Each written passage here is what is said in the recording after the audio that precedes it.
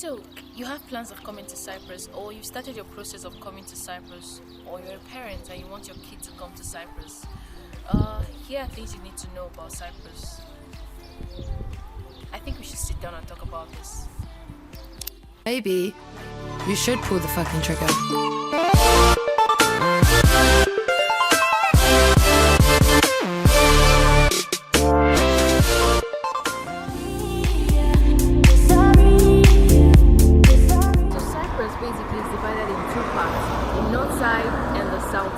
So the north side is governed by the Turkish government and the south side is governed by the Greek government. So I can tell you so much about the north side and I can tell you little or nothing about the south side.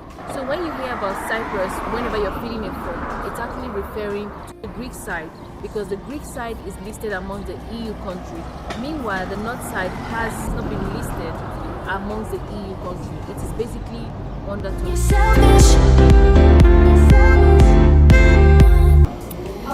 Cyprus is just like every other country. It's a beautiful place with beautiful weather, with beautiful beaches, with beautiful people, amazing culture, unbiased religion. Cyprus is amazing.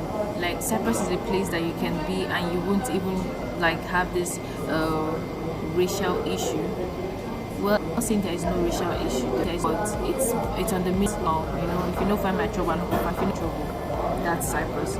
So Cyprus is a place that you can be and you can't trust the shit who is who, except for Africans with a dark skin that can tell you this person is African.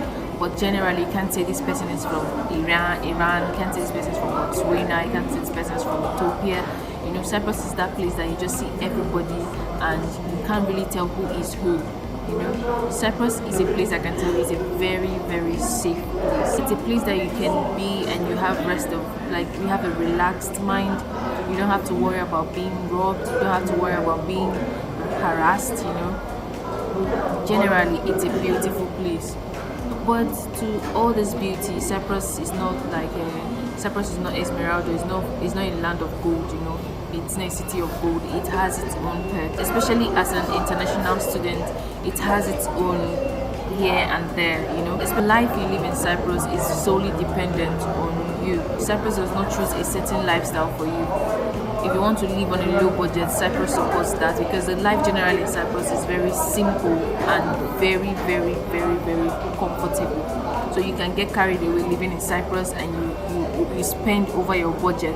You can get so comfortable living in Cyprus, you can even forget where you're coming from. Let's talk about lifestyle.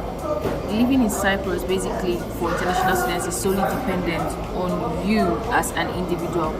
The home you're living in, the city you keep, your choice of clothing, it's solely dependent on you. Cyprus is not like a place or like a country that really marginalizes you into a certain lifestyle.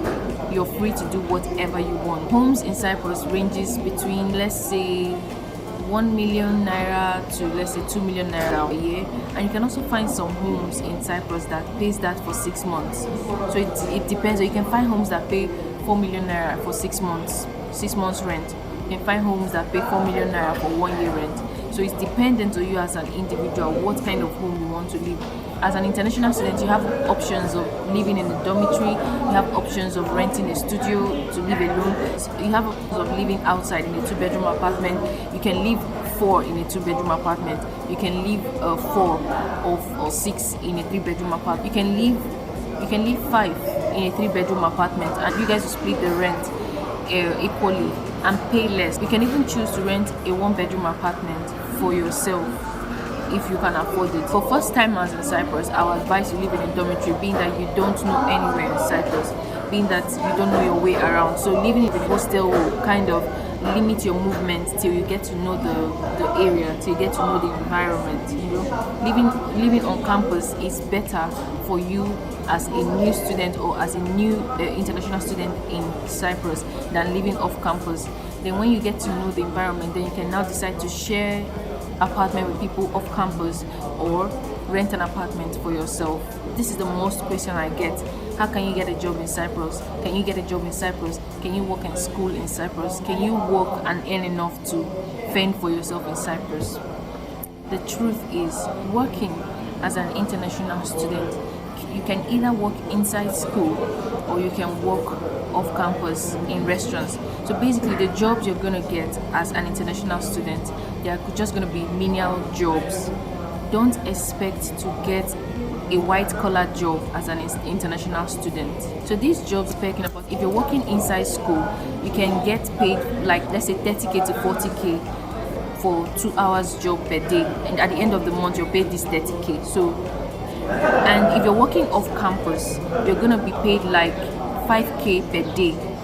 So you're going to calculate the number of days that you work, and then they pay you at the end of the month, or they pay you weekly, depending on your arrangement with your employer.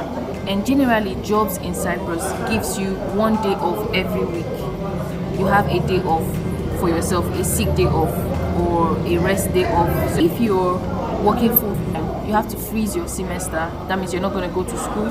Then you have to work full time wherever you're working. And these full time jobs, like I said, they pay 5,000 naira per day. So you have to calculate this 5k times the number of days you have worked, and then depending on your arrangement with your employer, that's how they pay you. There is no white collar jobs for you. Anybody, any agent that is telling you that when you get to Cyprus, you can work and train yourself in school and send money back home, in all honesty, it is not possible. It is never done anywhere in Cyprus. Basically, the money you're going to earn will be enough for you to just feed yourself, pay your utility bill, or maybe buy some clothes.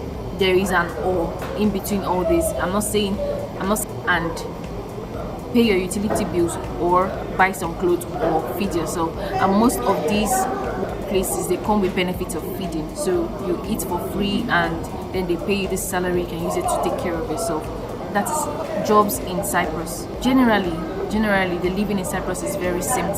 Religious wise, there's no biasness. There's no you're a Muslim or you're a Christian, or they don't care. They don't care. Just worship whatever God you have to worship. Whatever religion you come from, Cyprus supports it. There's a mosque, there is provision for churches, so you can, there's freedom of worship actually in Cyprus. So there's no marginalization if we see you worshiping or whatever.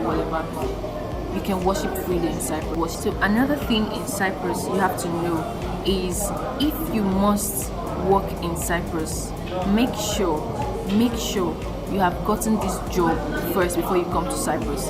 Don't say when I get to Cyprus I'll get a job. No, you spend days at home. You spend all the money you came with, and yet you will not find this job, because before you work anywhere in Cyprus, you need to conquer language barrier. Yes, not language barrier in the sense that you can't communicate. Yes, you can find people that speak. It's very, very easy to find English speaking people in Cyprus. But if you must communicate with the locals, because the people you're serving are basically locals. If you're working in a restaurant, for instance, the people you're serving are basically locals. So you have to learn to communicate, to take orders, to communicate with the customers. So that is where the language comes in. You have to know how to relate with people. You have to know how to relate, because some of your colleagues at work might not know how to speak English. The South Cyprus is recognized under EU, but the North side is not recognized under EU, but it is under Turkey, but not recognized by the EU. So whenever you're filling a form and you see Cyprus, it is referring to the south side. But if you want to send anything to the north side, it has to go through Turkey. Basically, Cyprus is a very beautiful place.